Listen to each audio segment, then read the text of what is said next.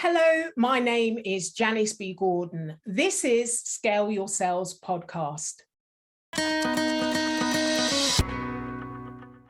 Welcome to the Scale Your Sales podcast, listed number 9 of 42 best podcasts for every sales professional in 2021. I am Janice B. Gordon, the customer growth expert, recommended by LinkedIn as one of 15 innovative sales influencers to follow in 2021. Welcome to Scale Your Sales podcast, Jen Allen. Thank you so much. I am so excited to be here with you, Janice. It's great. It's absolutely, we've talked about how wonderful Chicago is and it's snowing over there and the wind's coming this side. So we're connected. We are connected. Just blowing into the wind to you. So first of all, let's talk about in the way that companies are having to adapt post-pandemic, what are the real changes that you see in sales that companies are having to deal with? Yeah, so I love this question. It's something at Challenger we've been studying every year, pre-pandemic, back since the recession, right? And I think one of the things that we all know deeply well is that sales is constantly changing. So I love talking about this.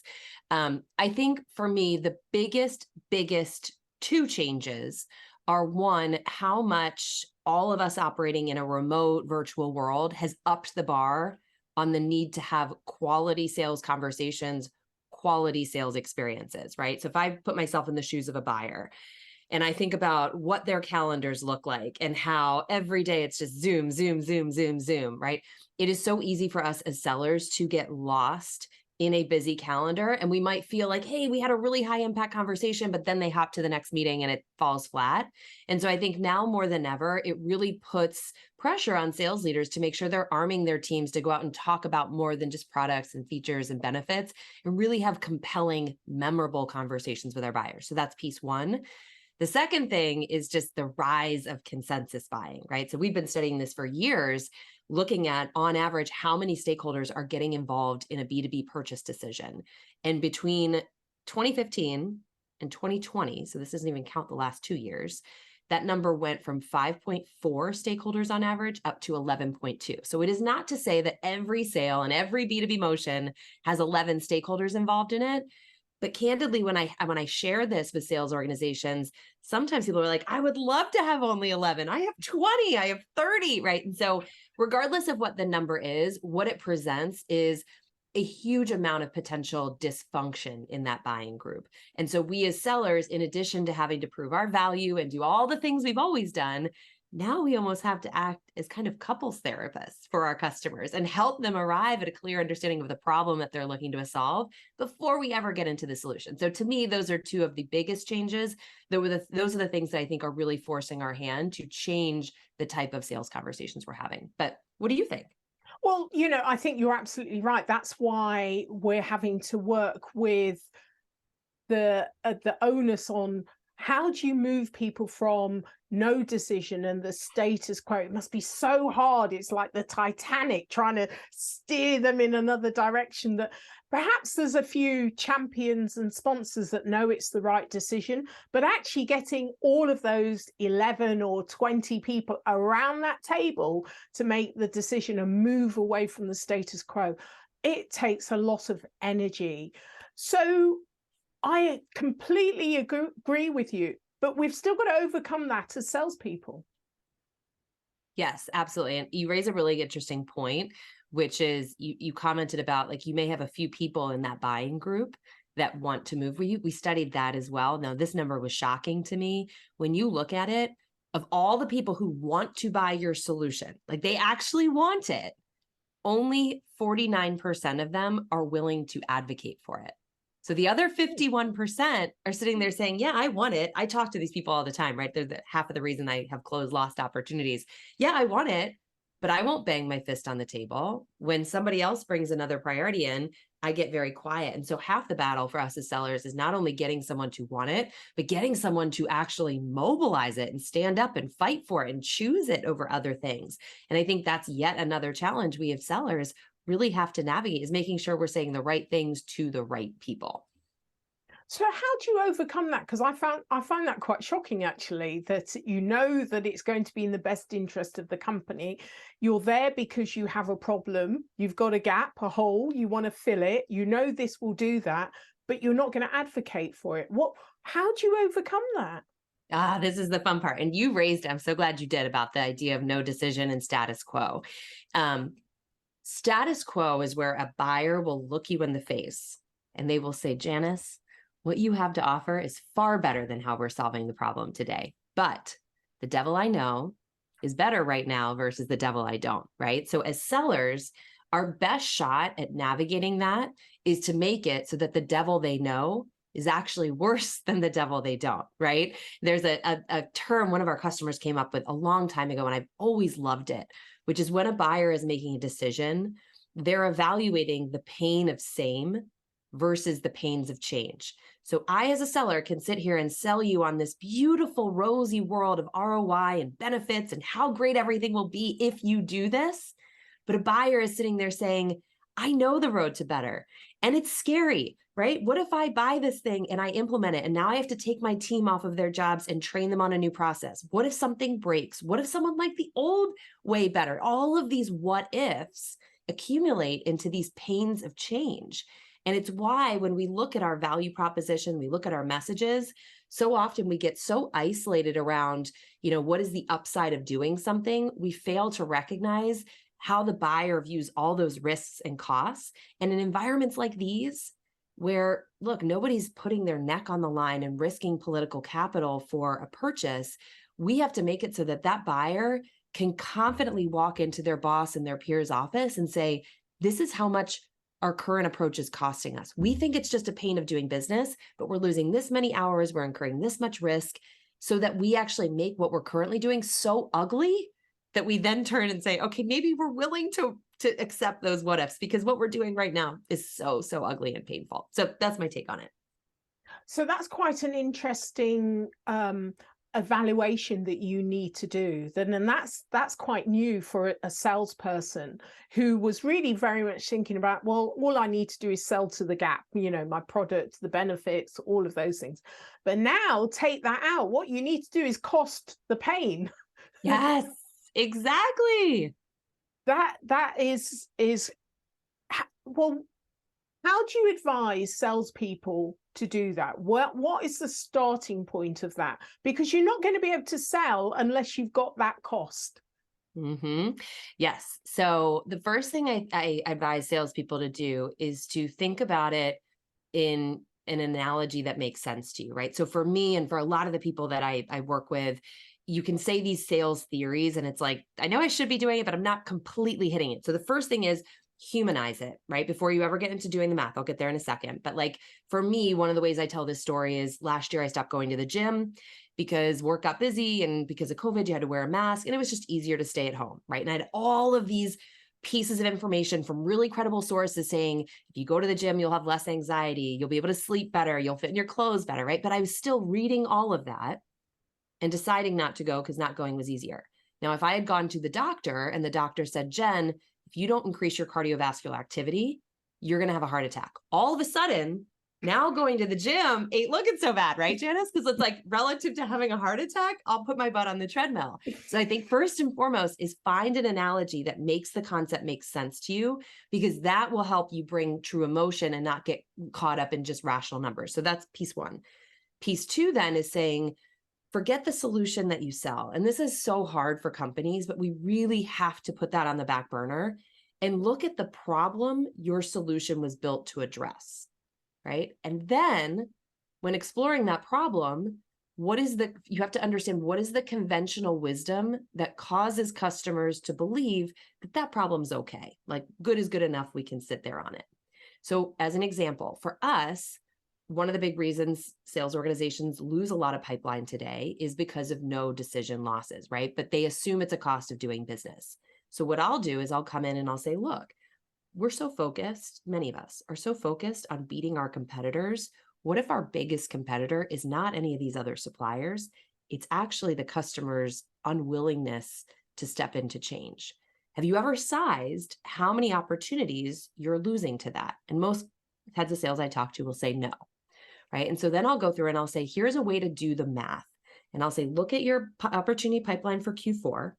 Now look at any opportunity that has not had a customer initiated conversation, whether that's written, LinkedIn, it doesn't matter, verbal, and size up the opportunity value of those opportunities. So I did this with a customer about 6 months ago, and they came back and they said, we have $90 million in opportunity pipeline that has not had a customer initiated contact. And I said, that right there is your no decision pipeline, right? You are at risk of $90 million of loss, not because they went with someone else, not because they didn't think you were good enough, but because you didn't create enough urgency for them to change. Right. So it is a formula that regardless of the company, the formula stays the same. I can do that with a company that sells insurance, ball bearings, whatever. And so it's really about stepping back and saying, what is the problem? How would I size that problem in the organization? And then how do I turn that into a two-way conversation where I'm not coming in and saying, I know the size of your problem and I know all of your problems, because nobody likes that, but you're giving the customer the formula to do the math. So what are they looking for? The customer that is not initiating the conversation, did you say? Right. So like I have an opportunity in my pipeline right now that has no business being in there. And in fact, after we hang up, I'll probably close Lost It, where yes, they are interested in sales training and they've talked about a sales kickoff and we've talked about things, but in the last 30 days, there has been no meaningful progress from that customer.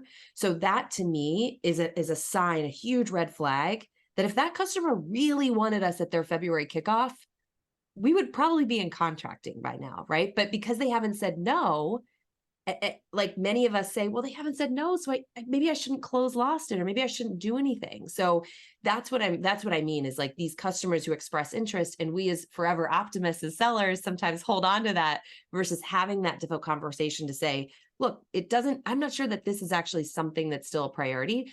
As a reminder, this is how we had calculated the cost of inaction, but keep me honest, has something else popped up? And in that way, you can have a more like not a commission breathy conversation with your customer, but rather more of an executive to executive conversation. And that's a great way to really look at what your pipeline is an honest conversation, what your pipelines. Right. But you can only really do that if you have done the calculation of the cost of inaction. And if they see the cost of inaction and they're still not acting, then they're out. Yes. They're out. Yes. I love the way you said that. Yeah, I love that. And that is some really practical that I think that the audience here, including me, can take away from this brilliant conversation. So thank you for giving us that. It's a really practical step. So let's talk about what practical strategies you'd offer to enable buyers to buy. Yes, my goodness. So I think for buyers, part of the problem that I empathize and relate to them on, because I'm not someone with a massive budget, but I have been in a position where I've evaluated purchases this year for the first time. And my goodness, it gave me such great perspective. I think for buyers, the toughest thing is they are often choosing between what feels like apples to apples, right? So if I was going to buy, I'm not picking on these folks, but if I was going to buy a sales enablement platform, right? They're all really good. There's not a sucky one that stands out that you're like, woo, never go with that. They're all really good. So it feels like you're buying apples to apples.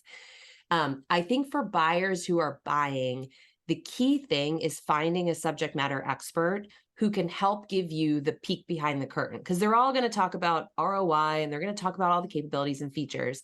And this is where communities, to me, have become so incredibly important to buyers. Because if I go in and I'm buying a sales enablement platform and I go into, I don't know, Thursday Night Sales, or I go to Rev Genius and I type in there and say, I'm really curious for others with exposure to this, what are the things you would look back and do differently? Would you buy the same one? What were the big surprises?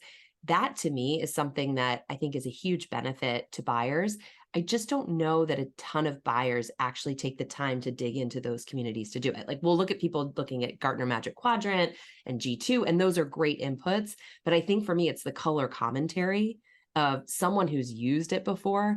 If I was making a ton of buying purchases, I'd be scouring those communities. I'd be asking those questions and finding that experience, because that's not something we had access to 10 years ago. It's a brilliant brilliant way to make sure you're not caught off guard. I love that because it's something that we as salespeople, we might tap into those networks, but actually buyers, I love that. That's another great one. Let me run it down now. You're going to give me a big head. My head's not going to fit in the Zoom screen. This is why I had you on the podcast, which is brilliant. Okay, another one for you.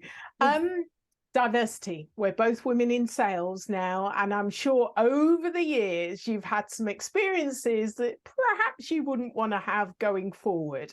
Now, there is a real issue with the lack of diversity in sales, and you know, I'm, and like you, is a real advocate to encourage more women and diversity into sales. So, what more do you see from your perspective needs to happen? So I participated this year for the first time in a brilliant, and I mean brilliant, conference that was called Sistas in Sales. Yeah. And are you familiar with it? Yes. Okay. Yes. I was absolutely blown away because what they did was, it was so different than your traditional sales conference, because what they did is they focused on the complete person. So there were conversations on things like negotiating salary, investing in real estate, looking at cryptocurrency, right? And they were really focused on building the full, complete person. And I loved it. So one thing is, I want to see more of that, right? I want to see more conferences that speak to the diversity challenges that these underrepresented communities face, because I just don't think you get that in these large, big format sales summits. So that's one. The second thing is, just prior to that conference, I met a woman who has blown me away. Her name is Esther Ayerwinde. Now, Esther started this company called Growth IQ, and Growth IQ is recognizing that Black and brown women often don't have mentors or people that they can look to who have broke into the world of tech sales. Esther acknowledged that. Esther has a phenomenal sales career. And she said, I'm going to fix this by setting up a mentor-mentee program. That's one part of it. But two is, I'm also going to do almost like a, what does she call it? It's like a interviewer for hire. So you can, if you have a company where your entire recruiting and manager bench is a bunch of old white men, right? You're probably not going to tackle this diversity challenge as well as you can, because you don't have a very diversified point of view on that interviewing process. And so she will bring in, companies can bring in diverse talent to be part of that panel so that you actually can start to break the problem if you don't have a diverse population on your own panel. I think that's brilliant. I want to see lots and lots of companies doing that, because that's the thing that, like, I've worked in my career and I've been with the same company for a long time, but we've had a lot of different leadership turnovers. I've worked where it's been the old white man's club, and it's icky, right? And I don't think anyone can stand here and say, okay, we've tackled diversity and inclusion because we hired one diversity and inclusion leader. I think it has to be much more of an organizational point of view. And I will say now, having worked for a female CEO and seeing how fast changes can be made, I think having different populations represented in that interviewing process is just key to getting the thing off the ground, let alone what you do after they come on. It can't just be a way to get them in. But those are two things that really got me excited this year that I hadn't had exposure to before. I absolutely love what you have to say. And I've connected with Esther because I thought, yes, who is this woman? And I've said, you know, Jen Allen has put you down as a Shira. I really want to connect with you, you know. So thank you for that connection. And I'll put obviously she'll go in the show notes because we need to support more organizations like this. And then when you were talking, I was thinking, okay, like this organization wants to be more diverse and they've only got white men on the interview team. It's like, that organization really doesn't want to change if they didn't see that was a problem, because role modeling is so important, isn't it? If you can't see it, you can't be it. Why would anyone want to work for this organization if this organization doesn't see that might be a problem? So it's really great that Esther's helped to provide a solution, but it's like, really? It's so blatantly obvious to us, isn't it? It is. But you know, it's those blatantly obvious things that take forever to change because you're changing the people that don't think it's blatantly obvious. But I want to be a fly on the wall when you and Esther talk, because I know that's going to be an amazing conversation. Yeah, well, maybe we'll do a three-way, really, because, you know, we sometimes think that the UK and the US have different experiences. We might have slightly different language, but actually the experiences in terms of the outcome is really exactly the same. You know, we may have a slightly different journeys to get there, but the outcome is the same. And one is no way better than the other. So it's great to have that kind of like shared experience of what's working where, if anything. Love that. Absolutely Yeah. agree. Yeah. So thank you very much for sharing your knowledge and experience of being a woman in sales. And you know, we're so used to being the only that you know, it's really important to kind of discuss these things.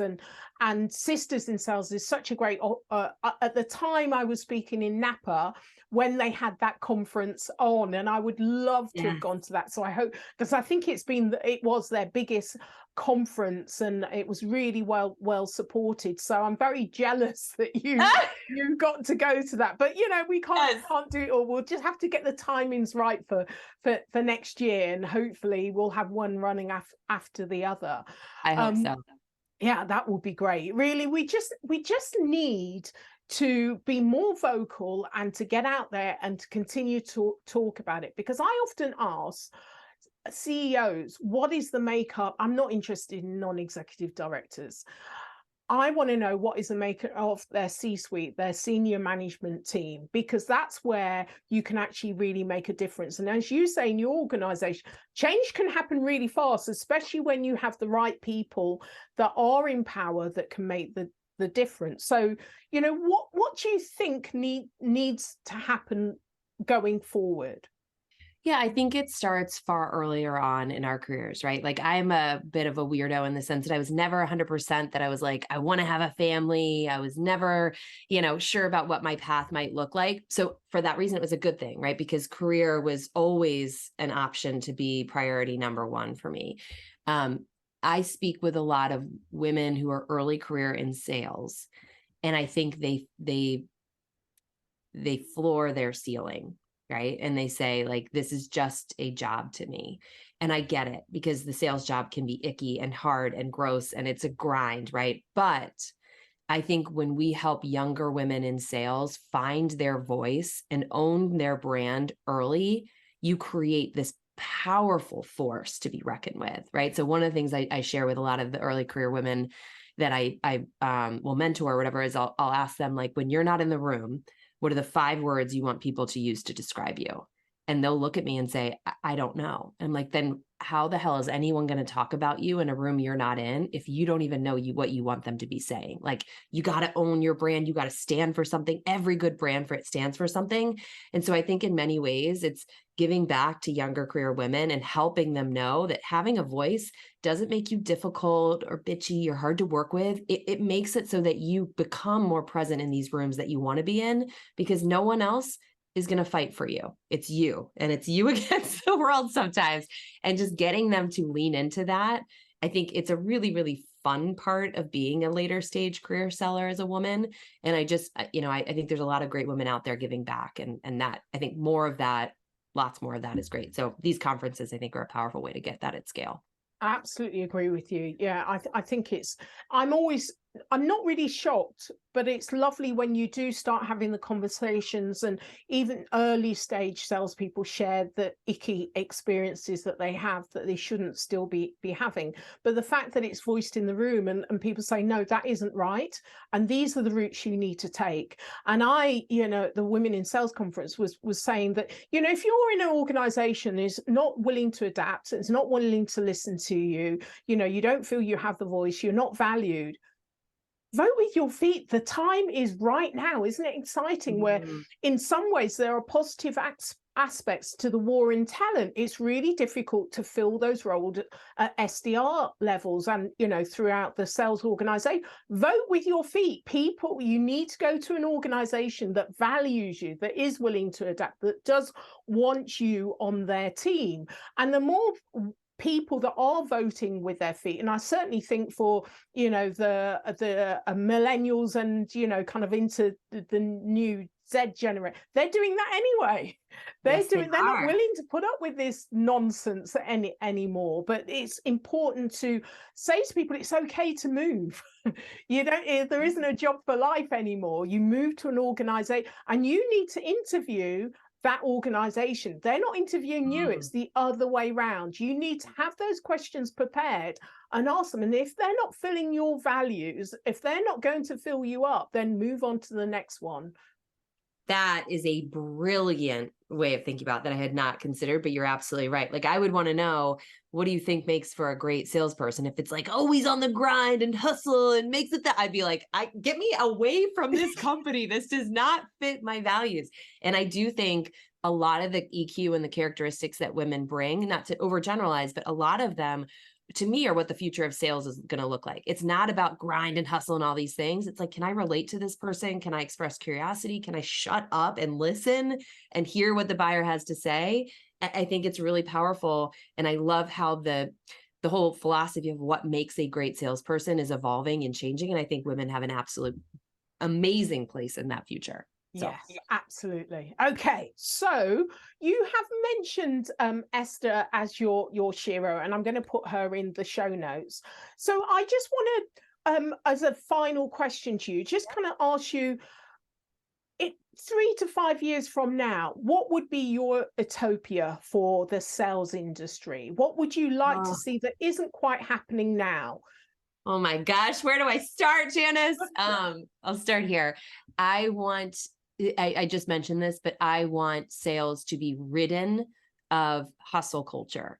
I want sales to be a role that is viewed as just as admirable as a profession as a teacher, a astronaut, a whatever, right? And I want to see that the sales profession invests early in sellers, not on how to make the most calls, how to send the most emails, how to just spray and pray and hope your way to victory, but actually that we take the time when we onboard someone who's made a choice to enter a high-risk career, and we teach them fundamentals about what our customers are trying to achieve, the problems that they face. Like, I want to see us treat sales as a true profession instead of just winging it and relying on these stupid tactics that just frustrate our buyers. But I could go off on that forever, so I'll put a pin on it.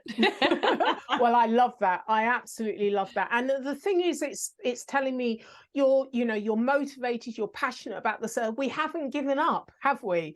No! We really kind of like believe that this is possible, and those changes. Really, these are changes that are going to enable the sales industry to progress and grow. So I love that you've said that. So, Jen, how can listeners get hold of you? Yes. Make it easy. LinkedIn. I live on LinkedIn. I love LinkedIn. I love connecting with people, especially, like I said, early career female sellers who are trying to find their voice. So Jen Allen on LinkedIn, pretty easy to find. Brilliant. Lovely. Thank you so much for sharing your experience and knowledge. I've absolutely loved the challenges that, you're making to the industry. So thank you for being a guest on Scale Your Sales podcast, Jen Allen. Thank you, Janice. And I'm just going to throw this out because I have a podcast as well, and I don't say this enough. Rate and review Scale Your Sales podcast. It means a lot to us to have that. So if you are listening, give Janice the credit she deserves and rate that. And your podcast as well. Come on, give us a promo of your podcast as well. Yep, it's Winning the Challenger Sale, and it's just breaking down the theory from the Challenger Sale book into these real-time moments and jobs to be done that we have as sellers. So thank you for that plug. Brilliant. Thank you so much. And that's all going to go in the show notes. Thank you for listening to this week's episode of Scale Your Sales podcast. If you like this discussion, feel free to listen to other episodes or watch the captioned show on YouTube and subscribe to future episodes. I would really appreciate it if you would leave a positive review on iTunes. Thank you.